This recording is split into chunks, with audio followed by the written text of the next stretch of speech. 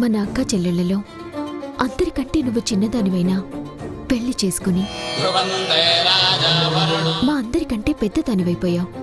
అలాగే అమ్మ విషయంలో కూడా కాస్త పెద్ద మనసుతో ఆలోచించు హాసిని. మనసులేందెవరికో నీకు కొత్తగా చెప్పాల్సిన అవసరం లేదు. అది మీకే బాగా తెలుసు.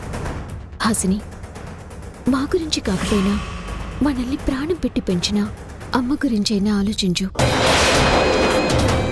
విక్కీతో ఇక నుంచైనా ఒక భార్యలా మసులుకో. ఏయ్,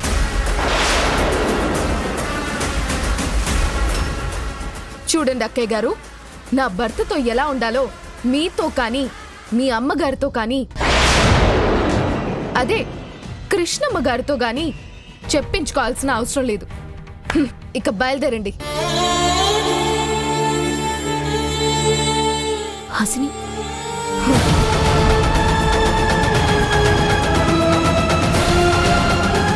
నా భర్తతో ఎలా ఉండాలో ప్రతి ఒక్కరూ చెప్పేవాళ్లే.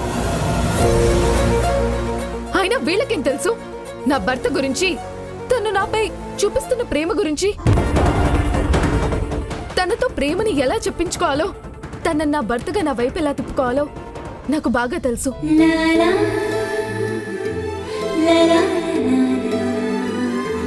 La la la la la